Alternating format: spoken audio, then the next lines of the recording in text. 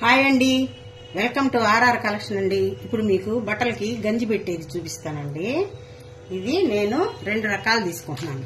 ఇది సగ్గు బియ్యం నోకండి. ఇది బయట అమ్ముతారు. కావాలంటే మనం సగ్గు బియ్యం పౌడర్ కూడా చేసుకోవచ్చు. ఇది సగ్గు బియ్యం పౌడరు. ఇది వచ్చి ఇది సగ్గు బియ్యం పిండి అండి. బయట అమ్ముతారు కదా, అదండి ఈ పిండి. ఈ 2 రకాలు తీసుకుంటాను. ఇది సగానికి కొంచెం పైకి వాటర్ పోసుకొని పెట్టుకున్నానండి. ఇది స్టవ్ ఆన్ చేసి బాగా నీళ్లు ముందు మరగనిచ్చేసేయాలి. అవి మరిగిన తర్వాత మనం ఈ పౌడర్ కలిపి పెట్టుకొని పోయాలండి.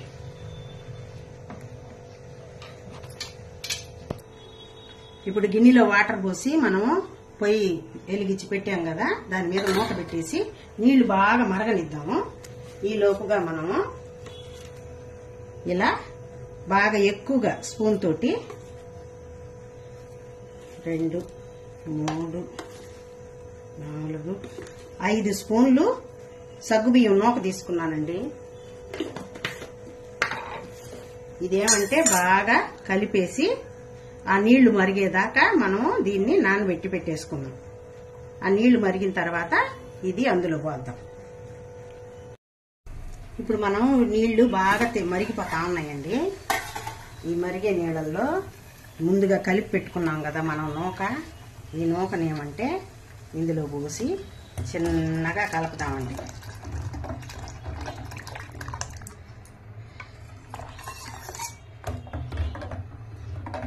ఇలా కలిపేసి సన్న సెకలో పెట్టేసామంటే అవి బాగా ఉడకతా ఉంటుందండి. ఈ లోపుగా మనము ఇందాక 5 స్పూన్లు మనం సగ్గుబియ్యం నూక తీసుకున్నాం కదా, ఇప్పుడు 5 స్పూన్లు పిండి, గంజి పిండి ఇలా వేసుకొని ఇది సన్నగా ఉడుకుతా ఉంది కదా, దీనిలో వాటర్ యాడ్ చేసుకొని కలిపి పెట్టుకుంటాము. ఇలా వాటర్ పోసి దీన్ని కూడా కలిపి పక్కన పెట్టుకుంటామండి. ఇది సన్నగా కాసేపు మనం అంటే ఇంట్లో కొన్ని పనులన్నీ చేసేసుకోవచ్చండి. ఇది పొయ్యి మీద పెట్టేసేసుకొని మనం మన పాటికి మనం టిఫిన్లు అవి చేసుకుంటా ఉండొచ్చు. ఇది కలిపి పక్కన పెట్టేస్తాం. ఇది సన్నగా సగ్గుబియ్యం బాగా ఉడికేదాకా సన్నగా పెడతాం. ఇప్పుడు ఒక 15 నిమిషాల పాటు మనం బాగా ఉడికిచ్చేస్తామండి. సగం ఉడికిపోద్ది ఇది.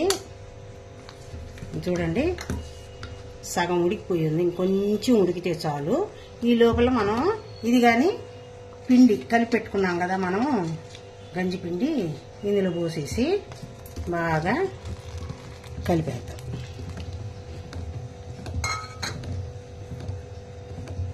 ఇలా వెంటనే కలిపేస్తే ఉండగట్టకుండా ఉంటుందండి. ఇది బాగా మనం సన్నగా ఒక ½ అవర్ ఉడికిచ్చేసామంటే, ½ అవర్ కానీ ఒక 15-20 నిమిషాల పాటు ఉడికిచ్చామంటే బాగా చిక్కగా వచ్చేస్తుందండి. మీరు అర్జెంటుగా కావాలి అనుకుంటే సగ్గుబియ్యం నైట్ అయినా నానబెట్టుకోవచ్చు. కానీ కొంతమంది కుక్కర్లో వేసి ఒక విజిల్ పెట్టి కలుపుకుంటారండి. ఆ కుక్కర్కి చాలా అంటుకుపోద్ది. అందువల్ల నేను అలా చేయను. అందువల్ల ఇట్లా చేసుకుంటాను. మీకు అట్లా తొందరగా అవసరం అనుకుంటే అలా కూడా చేసుకోవచ్చు. సగ్గుబియ్యం కానీ నైట్ నానబెట్టేమంటే కొంచెం ఈజీగా కూడా అవుతుంది. నేను ఉదయాన్నే పని చేసుకుంటూ అలా చేస్తాను కాబట్టి నేను ఇట్లా చేసుకుంటున్నానండి. ఇప్పుడు మనం వాటర్ కొంచెం మామూలు వాటర్ కూడా యాడ్ చేసుకోవచ్చండి. అంటే ఇది బాగా ఉడికిపోయిందంటే చిక్కబడిపోద్ది. ఆ తర్వాత మీకు తర్వాత ప్రాసెస్ చల్లారిన తర్వాత చూపిస్తాను. ఇది ఒక 15 నిమిషాల పాటు ఉడకబెట్టేసుకొని పక్కన తీసి పెట్టేసుకోండి. 15 నిమిషాల పాటు మనము ఉడికిచ్చి ఆరబెట్టేసాం కదండి. ఇప్పుడు ఇది ఇలా ఎందుకుందంటే కొంచెం మేగడ కడుతుంది. ఇట్లా మేగడ కడుతుంది అనమాట. అందువల్ల మనము బట్టలకి ముద్దలుగా అంటుకోకుండా ఇప్పుడు దీన్ని చిన్నగా ఇందులో పోసుకుంటా మనం వడకట్టేసుకోండి. ఇప్పుడు ఇలా వడకట్టేసుకుంటామండి. శుభ్రంగా వడకట్టేసుకున్నామంటే మనం కొద్దిగా ఏదన్నా ఉడకంది అలాంటిదంతా ఇందులో ఉండిపోద్ది. ఇప్పుడు దీన్ని బాగా మనం ఇలా ఇచ్చేసాం కదా, తీసేసి దీనిలో వాటర్ యాడ్ చేసుకోవాలండి. భలే స్టిఫ్గా ఉంటుంది. మగవాళ్ళు కొంతమంది స్టిఫ్ ఉంటే నచ్చుతారండి. అట్లాంటి వాళ్ళకి ఏంద్రానంటే ఈ గంజిపిండి ఇలా పెడితే బాగుంటుంది. ఇప్పుడు ఇది ఇట్లా ఉంది కదా, ఇంకొక 1.5 మగ్గు వాటర్ పోసుకొని అవతల పెట్టుకుందాం. ఇప్పుడు మనం ఇందులో ఒక 1.5 మగ్గు వాటర్ యాడ్ చేసేసుకుంటామండి. ఇలా మనం వాటర్ యాడ్ చేసుకొని, మీకు చిక్కగా కావాలంటే చిక్కగా పెట్టుకోవచ్చండి, లేదంటే కొంచెం పలచగా కావాలంటే పలచగా పెట్టుకోవచ్చు. ఇలా ఇవి ఇప్పుడు నేను కాసి పెట్టుకునేది కొంచెం పక్కన దబర్లో తీసి పక్కన పెట్టుకున్నానండి. ఇప్పుడు ఇలా పెట్టేసి బాగా పిండేసి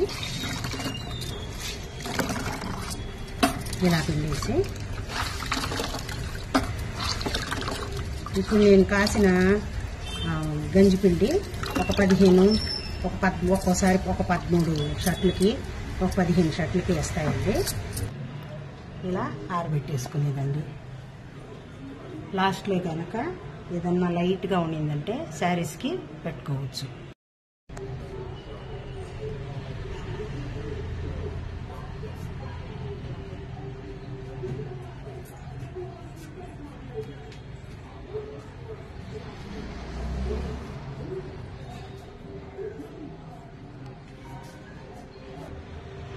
ఇప్పుడు నేను కాసిన గంజిపిండి 15 చొక్కాలకు వచ్చిందండి. అలా కాసుకొని ఒక్కసారి పెట్టేసుకుంటే బాగుంటుంది. ఎండలో అయినా ఆరేసుకోవచ్చు. ఆరిన తర్వాత స్టిఫ్గా ఉంటాయండి, బాగుంటుంది. అందువల్ల మీరు కొంచెం వాటర్ తగ్గించుకున్నారంటే ఇంకా స్టిఫ్ కావాలన్నా కానీ పెట్టుకోవచ్చు. మీరు ఇది ట్రై చేయండి. లైక్ చేయండి, షేర్ చేయండి, సబ్స్క్రైబ్ చేయండి. నెక్స్ట్ ఇంకో వీడియోతో మళ్ళీ కలుస్తానండి.